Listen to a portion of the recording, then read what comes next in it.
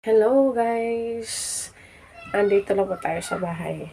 Sa ngayon, so alam nyo guys, kung nasa bahay tayo, hindi tayo maubusan ng gagawin. Sinong makarelate sa akin? So alam nyo guys, pag nasa bahay tayo, talagang ang dami nating pwedeng gawin. No? Like, it's fulfilling on our part na meron tayong nagawa for that day.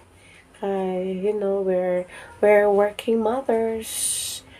Then, seldom lang tayo nasa bahay kasi nasa work tayo. No? So, since holiday ngayon, araw ng kagitingan, so we'll keep ourselves busy guys. No? So, para productive naman yung day natin. So, hindi tayo tamad-tamaran sa bahay kasi daming trabaho sa bahay, guys. No? So, katatapos ko lang maghugas. Kanina, namlansya ko.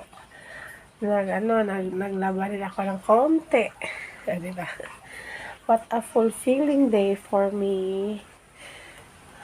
So at least, the day won't end na wala kang ginagawa. Diba? So, at least, no regrets. No regrets. Ika nga. So, hope guys, ganon din kayo.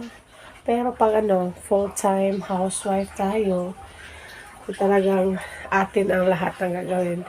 Araw-araw po yan.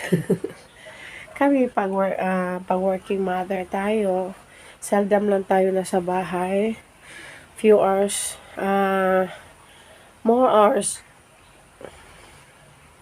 Hindi parang sa daytime, nandun tayo sa natin, bawat work natin.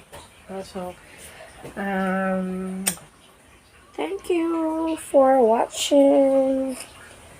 See you in my next video. Thank you for watching.